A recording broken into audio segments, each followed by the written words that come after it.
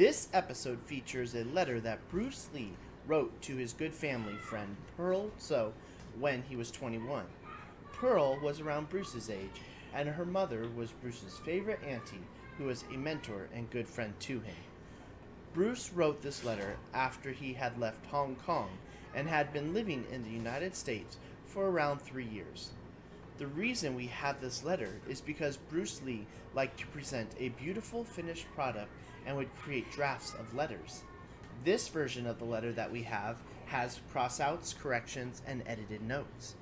After his practice draft, Bruce would write out a finished letter in his beautiful handwriting on nice paper.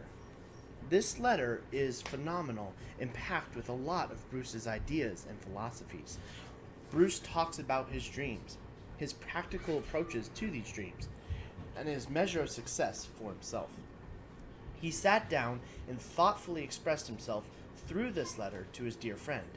We are lucky and thankful to have this letter because in the digital age, the writing process would have been different, and we would not have a rough draft of this letter to Pearl. Below is the transcript of the letter, as well as images from the original draft from the Bruce Lee archive. September 1962. Dear Pearl, this letter is hard to understand. It contains my dreams and my ways of thinking. As a whole, you can call it my way of life. It will be rather confusing as it is difficult to write down exactly how I feel. Yet, I want to write and let you know about it. I'll do my best to write it clearly, and I hope that you, too, will keep an open mind in this letter, and don't arrive at any conclusions till you are finished. There are two ways of making a good living. One is the result of hard working, and the other the result of imagination, which requires work too, of course. It is a fact that labor and thrift produce a competence, but fortune, in the sense of wealth, is the reward of the man who can think of something that hasn't been thought of before. In every industry, in every profession, ideas are what America is looking for. Ideas have made America what she is, and done good ideas will make a mad what he wants to be. One part of my life is Gung Fu. This art influences me greatly in the formation of my character and ideas. I practice Gung Fu as a physical culture, a form of mental training, a method of self-defense, and a way of life. Gung Fu is the best of all martial art.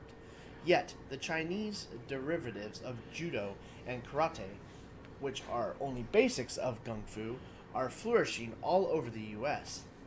This so happens because no one has heard of this supreme art. Also, there are no competent instructors. I believe my long years of practice back up my title to become the first instructor of this movement. There are yet long years ahead of me to polish my techniques and character. My aim, therefore, is to establish a first Gung Fu institute that will later spread out all over the U.S. I have set a time limit of 10 to 15 years to complete the whole project. My reason in doing this is not the sole objective of making money. The motives are many, and among them are: I like to let the world know about the greatest of this Chinese art. I enjoy teaching and helping people. I like to have a well-to-do home for my family. I like to originate something. And the last, but yet one of the most important, is because Gung Fu is part of myself. I know my idea is right, and therefore the results would be satisfactory. I don't really worry about the reward, but to set in motion the machinery to achieve it. My contribution will be the measure of my reward and success.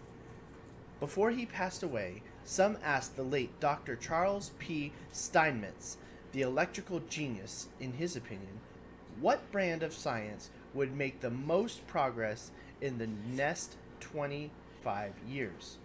He paused and thought for several minutes, then, like a flash, replied, spiritual realization.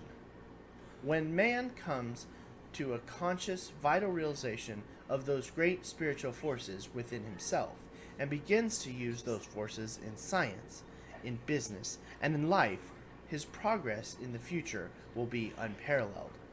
I feel I have this great creative spiritual force within me that is greater than faith, greater than ambition, greater than vision. It is all these combined. My brain becomes magnetized with this dominating force which I hold in my hand. When you drop a pebble into a pool of water, the pebble starts a series of ripples that expand until they encompass the whole pool. This is exactly what will happen when I give my ideas a definite plan of action.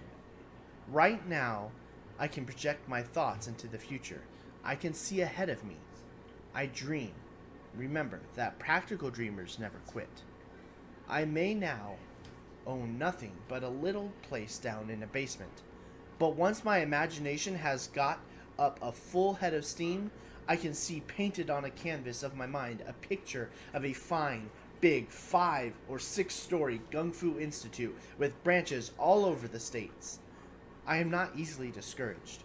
Readily visualize myself as overcoming obstacles, winning out over setbacks, achieving impossible objectives. Whether it is the Godhead or not, I feel this great force, this untapped power, this dynamic something within me. This feeling defies description, and there is no experience with which this feeling may be compared. It is something like a strong emotion mixed with faith, but a lot stronger. All in all, the goal of my planning and doing is to find the true meaning in life, peace of mind. I know that the sum of all possessions I mentioned does not necessarily add up to peace of mind.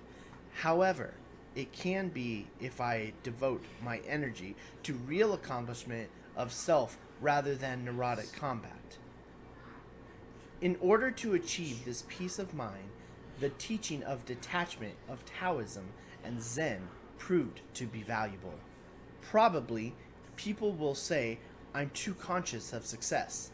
Well, I am not. You see, my will to do springs from the knowledge that I can do. I'm only being natural, for there is no fear or doubt inside my mind.